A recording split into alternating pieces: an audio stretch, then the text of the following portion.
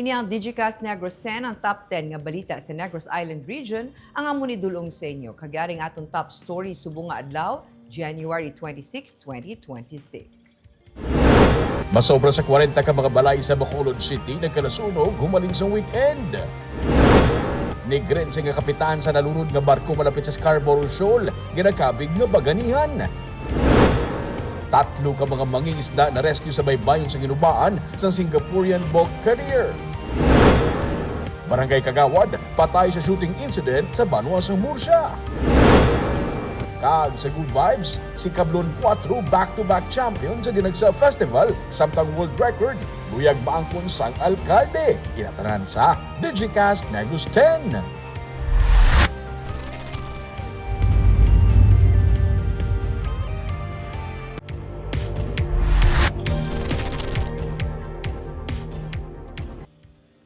Sa number 10, BTTMD nagpaathag nga ang motorsiklo kag tricycle hindi pwede sa flyover. Ini kasunod sang viral video sang motorcycle rider nga naga-overtake samtang yara sa flyover. Sunod kay Bacolod Traffic and Transport Management Department akong BTTMD Head Attorney Ruben Sabig, isa ka driver sa motorsiklo ang nag-viral sa social media matapos nag-overtake sa Magsaysay flyover sa Barangay Singkang Airport. Sunod kay Attorney Sabig, ginadumilian ang paglabay sa mga motorsiklo kag tricycle sa flyover bangod ini para lamang sa mga salakyan nga four-wheel o kon masobra pa. Dugang pa niya, mayaras ang nagkalain-lain nga traffic sign sa syudad nga dapat sundon kag ang mga magalapas sini ang magapangatubang sang kaso. Panugyan pa sang BTTMD sa mga driver sa motorsiklo nga hindi na maghulat nga madakpan o kung masaway antes magsunod sa layi bangod klaro man ang mga traffic sign nga ginbutang sa mga dalanon. Ginapahanumdum pa ni Sabig nga ang pagsunod sa mga layi sa trapiko importante para sa seguridad hindi lamang sa mga motorista kundi pati na sang mga pedestrian. Lahat ka mga tani may ara na traffic enforcer or sino na ang madakop, hindi man tatani ang muna kinanglan pa may tao nga madakop para mag-follow kita rules.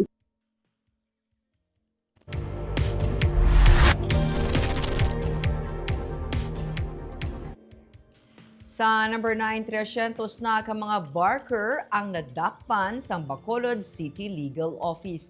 Ginsiling ni retired Police Colonel Levy Pangge, head sa City Legal Enforcement Team, nagdangat na sa kaping 300 ka mga barker ang nadakpan bangod sa hugot nga pagpatuman sang anti-barking ordinance sang syudad. Ginpahayag ni Pangge nga ginatun-an liwat sang ila talatapan ang mas epektibo nga pagpatuman sang ordinansa kag nagapakig-angot sila sa Bacolod City Police Office agud mas mapabakod pang operasyon batok sa barkers. Dugang pa niya, ang mga barker nga nadakpan ang napasakaan na sa nagkalain-lain nga mga kaso. Kag ginapatihan nga kapin 80% sa ila ang may record. Lakip na ang kaso angot sa illegal nga droga, pagpangawat kag pagpanghimulos. Nagapangabay man si Pangge sang kooperasyon sang publiko ilabi na sa mga barangay, bangod dapat wala sang presensya sa mga barker sa bisan diin nga bahin sang syudad sang Bacolod.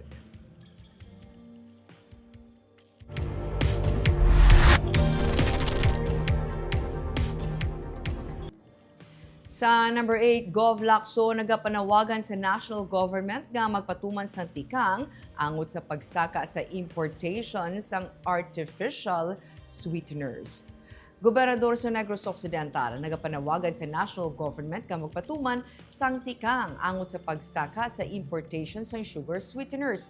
Luyag ni Governor Eugenio Jose Lacson nga magpatuman ang national government kagad nagakaigo nga ahensya sa gobyerno sang review sa import volume kag mga policies angot sa artificial sweeteners.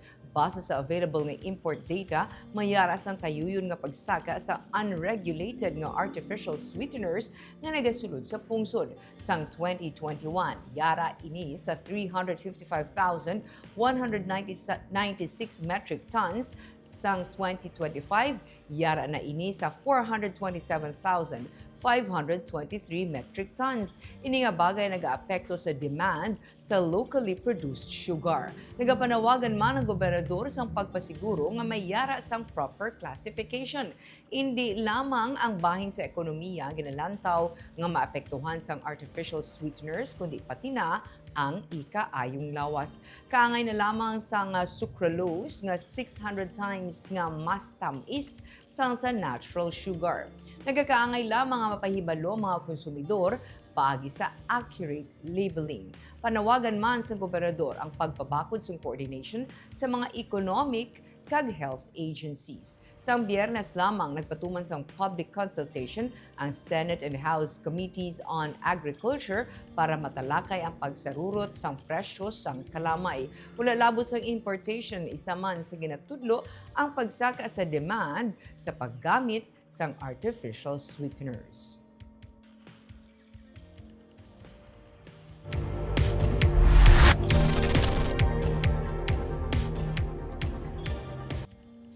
Sa number 7, jail drug clearing operations, ginpatigayon. Ginpaidalam sa random drug testing ang ginatos ka mga jail officers kag persons deprived of liberty sang tatlo ka mga Bureau of Jail Management and Penology facilities sa Dumaguete City, Talisay City kag Silay City. Nagnegatibo sa paggamit ng illegal nga droga ang mga ginsubject sa drug tests. Nagpatigayon man sa Greyhound operations sa mga selta sa mga babayi kag lalaki nga PDLs. Wala sa mga kontrabando nga na-recover sa nasambit nga mga prisuhan.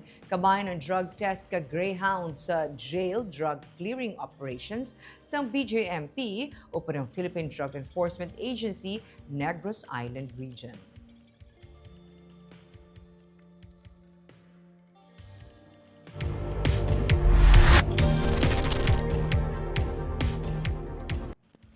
Sa number 6, lalaki patay sa malapakan sang truck ang iya motor sa Talisay City. Patay ng isa ka motorcycle rider matapos babungguan kag malapakan sang truck sa bahin sa Bacolod Silaya Airport Access Road sa Barangay Efehenio Lizares sa Talisay City, Negros Occidental, Domingo sang hapon. Ginkilalang napatay kay alias Rex, 35 anyos, residente sa Barangay Kabatangan sa Talisay City.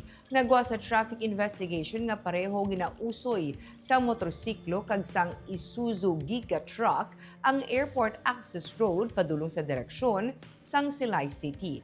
Nadulaan sang kontrol ang truck nga ginamaneho ni alias Jet, 52 anyos, residente sa Novaliches sa Quezon City, kag nabungguan ang pangulihi nga bahin sang motor. Bangod sang impact, nagdiretso ang motor sa gutter na tumba kag nalapakan sang truck. Nakaangkon sang head injuries kag mga pila sa lawas ang rider.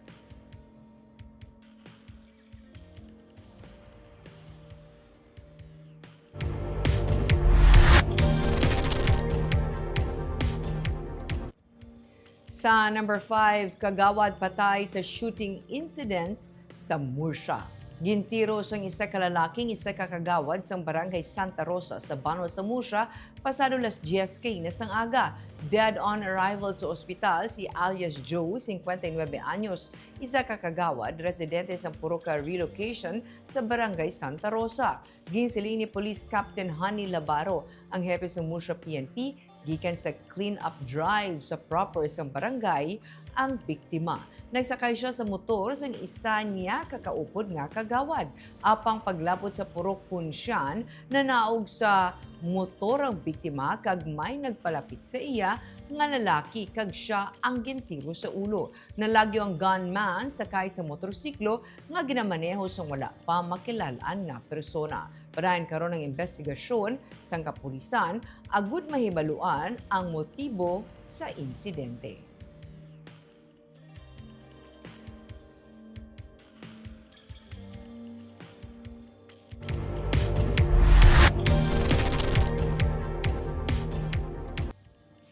Sa number 4, mga nawad-an balay bangod sa Baguio Tino, ginsaylo na sa isa ka evacuation site sa La Castellana. Mga apektado sa Bagyo Tino sa Banuas ng La Castellana ang gintingog na sa isa ka evacuation site. Inisuno kay Mayor Añejo Nicor na nagpaathag nga mas mangin mahapos na lamang kunyara sila sa isa ka evacuation site.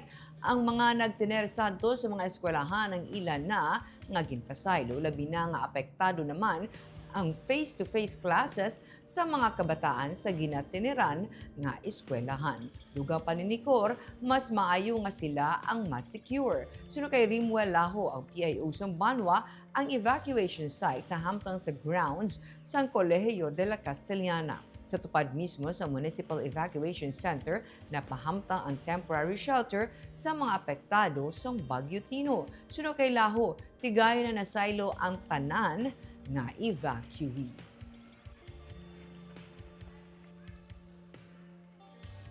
Ang aton bala mga kabataan napituhan na tungod sa face-to-face class.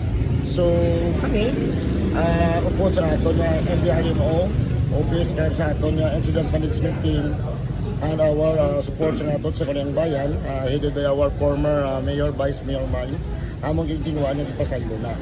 So ara sila subong sa luti namon sa municipal ibac kag sa aton nga Colegio de la Castellana na para nga isa na lang gid ang amon kalatuan para ma-secured namon and then kumplito may mga sanitary kami da and then ara may mga nurse kami para hindi na kami magudlayan.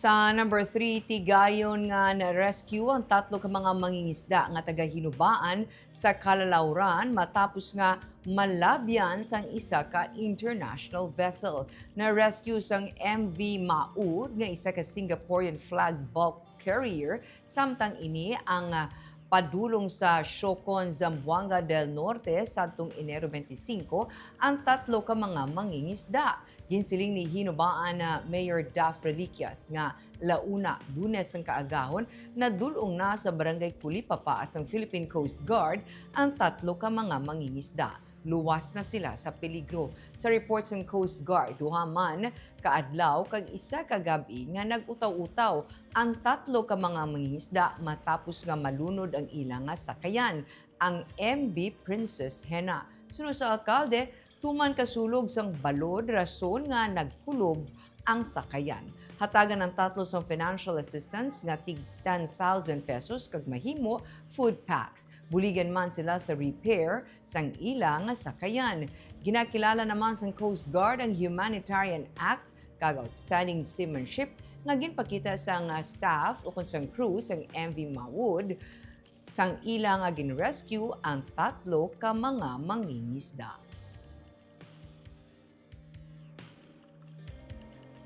Usog lang kita sulog sa balod na matunga na kuha sila na kulob ang ilang bangka. We reported ma'am and then ipapangita sa Coast Guard.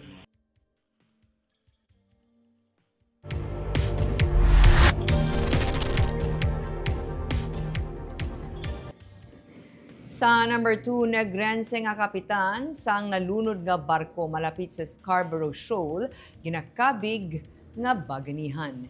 Gindayaw ni Philippine Coast Guard Commandant Admiral Ronnie Hill Gavan ang kapitan sang MV Devon Bay nga si Elimar Hucal nga taga San Enrique, Negros Occidental nga isa sa karon sa 4 ka mga missing matapos maglugdang ang barko sa Huwebes, January 22 malapit sa Scarborough Shoal.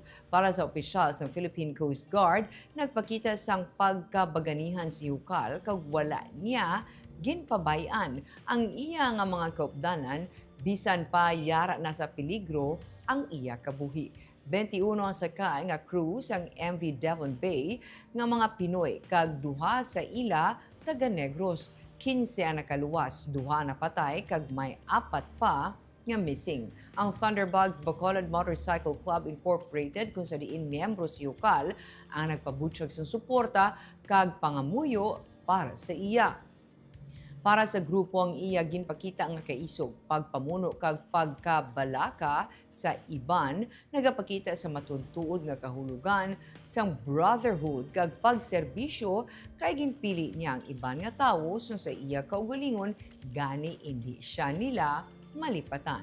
Ginpangamuyo sang grupo ang iya pagbalik kag proteksyon gikan sa makaako kag ang padayon nga kabaskog para sa iya pamilya.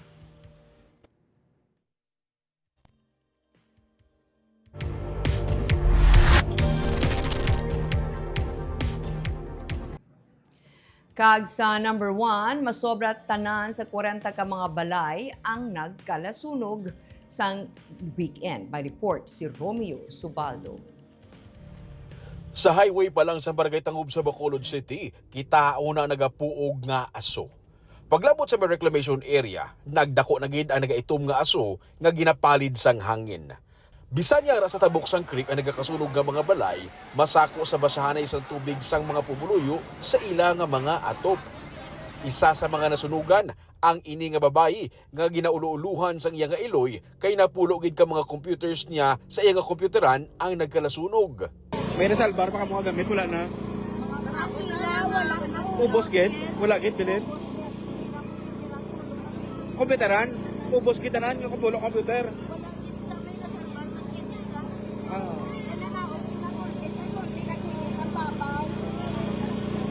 Imo ya balay. Sa tabok dire kaya nga side. Bata mo ni. Ang ini nga delivery rider nagdalikyat makadali kun nadalahig ang iya nga balay sa sunog samtang bitbit ang halo-halo nga inog deliver. Una-una customer na luwalo kay napulit mo sa bagay bala ka. Una ako balay mo na. Delivery pa na, deliver pa na. Deliver ko ganyan di bala. Pero balay mo na sunog wala. Wala rin kami di manugtabok. Gilili mo lang ni balay mo. O sir, ihagawa ka basi matunaw. May isa ka lalaki nga nagatipon sang coins nga nagkalahulog sa may creek. Nagdangat sa third alarm ang sunog. May mga bumbero gikan sa Talisay City nga nagbulig palong sang kalayo. 30 tanan ka mga balay ang nagkanasunog, ang iban partially damaged. Domingo naman sang hapon samtang ginapatigayon ang ati-atihan nga kapistahan sa Barangay Singkang Airport, 3 ka mga balay ang nagkanasunog, may 5 nga partially damaged. Kainas ang kaagaho naman, may nagluntad na naman nga sunog sa Barangay 26 kung sa diin 13 ka mga balay ang nagkanasunog. Sa 3 ka mga sunog na nagluntad sa Bacolod, masobra sa 200 ka mga individual ang nagkalahalitan, kagang iban sa ila, temporaryo nga nagatiner sa mga evacuation centers. Romeo Subaldo para sa Digicast Negros.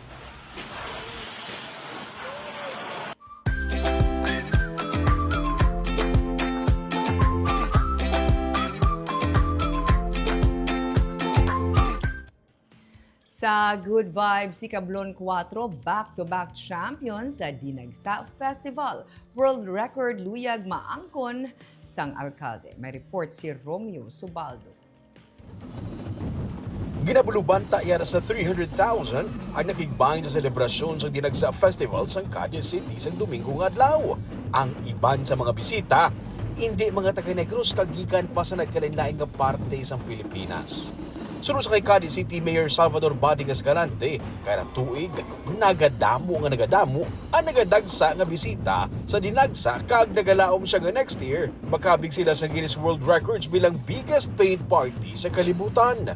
We're looking into, recording this activity Dinagsa Festival into the biggest paint party in the world. Nangin isa sa mga hungod na ginakadto sa bisita, ang lamitan ay isang pintas sa mga dalanon sang Cadiz. Isa pagid sa mga ginadagsa sang turista among street dance competition sa mga tribu. Kag sining nga tuig, liwat na naman nga naging champion ang Scarborough 4.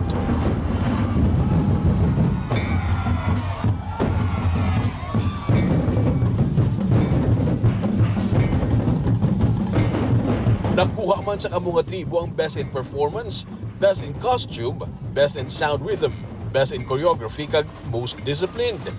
Nangin Best Choreographer man si Ronnie Bisana sang Scarborough 4. Tribu Tinambi 3 ang first runner-up. Tribu Tinanda ang second runner-up.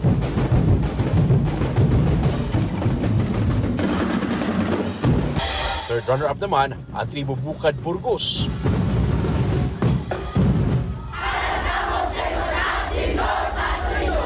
Romeo Subaldo para sa Digicast Negros.